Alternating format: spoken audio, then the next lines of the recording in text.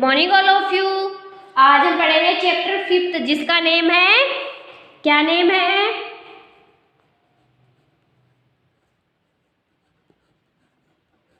सर्वनाम। क्या नेम है जिसका नेम है सर्वनाम। तो आज हम किसके बारे में पढ़ेंगे? आज हम सर्वनाम के बारे में पढ़ेंगे। किसके बारे में पढ़ेंगे? सर्वनाम के बारे में पढ़ेंगे। इससे पहले हमने किसके बारे में पढ़ा था? इससे पहले हमने संज्ञा के बारे में पढ़ा था। आज हम सर्वनाम के बारे में पढ़ेंगे। ओके, तो हम सबसे पहले देखते हैं सर्वनाम की परिभाषा। क्या देखते हैं? सर्वनाम की परिभाषा देखते हैं कि सर्वनाम की परिभाषा क्या होती है। तो सर्वनाम किसको कहते हैं? किसे कहते हैं सर्वनाम? संज्ञा के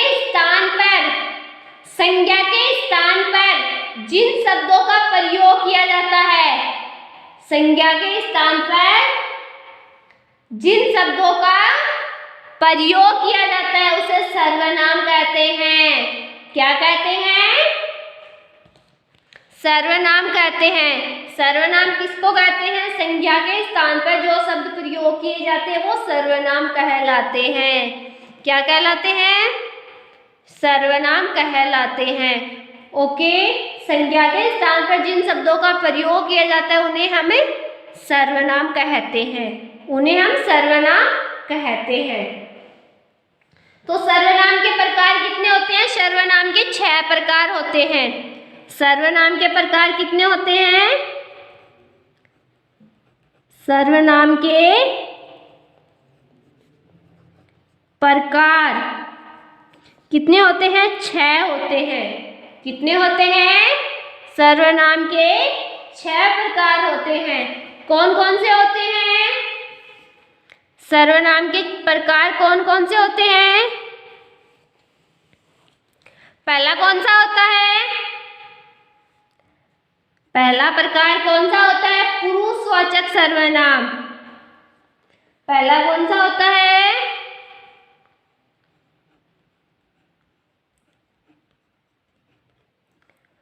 पुरुषवाचक सर्वनाम। दूसरा कौन सा होता है?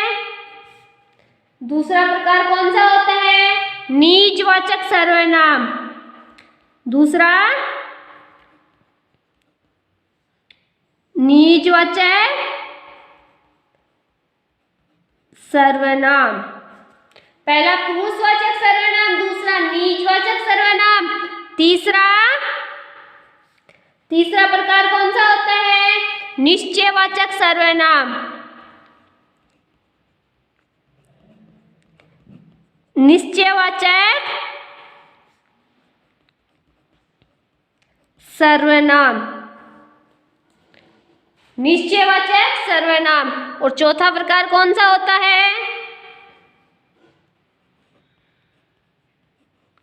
कौन सा होता है? अनिश्चयवाचक सर्वनाम। कौन सा होता है? अनिश्चयवाचक सर्वनाम। अगला प्रकार कौन सा होता है? कौन सा होता है? संबंधवाचक सर्वनाम। संबंधवाचक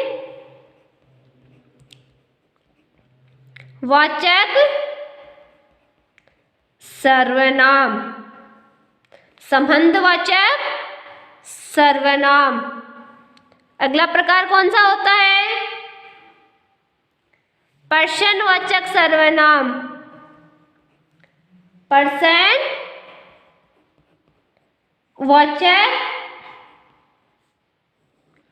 सर्वनाम। तो सर्वनाम के प्रकार कितने होते हैं? 6 प्रकार होते हैं। पहला पुरुषवाचक सर्वनाम, दूसरा निजवाचक सर्वनाम, तीसरा निश्चयवाचक सर्वनाम, चौथा अनिश्चयवाचक सर्वनाम, अगला संबंधवाचक सर्वनाम और अगला प्रश्नवाचक सर्वनाम। तो सर्वनाम किसको कहते हैं? संज्ञा के स्थान पर जिन शब्दों का प्रयोग किया जाता है उनको हम सर्वनाम कहते हैं। सर्वनाम के 6 प्रकार होते हैं: पुरुषवाचक, निजवाचक, निश्चयवाचक, अनिश्चयवाचक, संबंधवाचक और पर्सनवाचक सर्वनाम। और पुरुषवाचक सर्वनाम के कितने प्रकार होते हैं? पुरुषवाचक सर्वनाम के 3 प्रकार होते हैं। कितने होते हैं? 3। पहला उत्तम पुरुष। पहला कौन सा होता है? उत्तम पुरुषवाचक। दूसरा मध्यम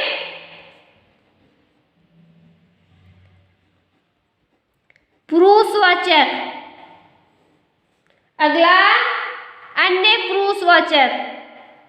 अन्य पुरुषवाचक। तो सर्वनाम के प्रकार कितने होते हैं? सर्वनाम के प्रकार 6 होते हैं। पुरुषवाचक सर्वनाम के कितने प्रकार होते हैं?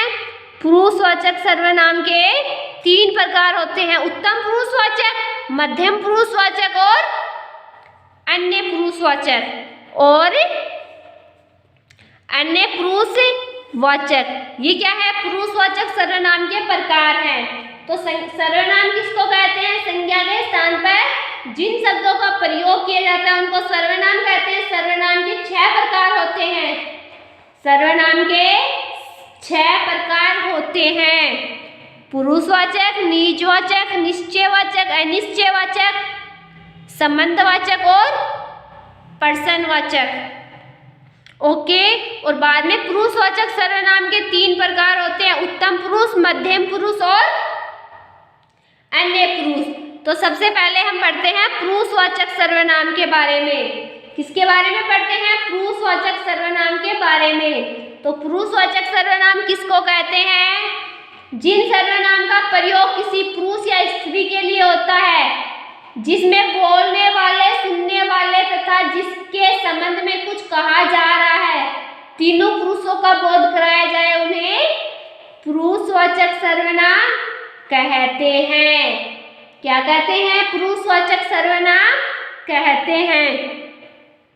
जिन सर्वनाम का प्रयोग किसी पुरुष या स्त्री के लिए होता है, जिसमें बोलने वाले, सुनने वाले तथा जिसमें संबंध में कुछ कहा जा रहा है, तीनों पुरुषों का बोध कराया जाए, उसे पुरुषवाचक सर्वनाम कहते हैं।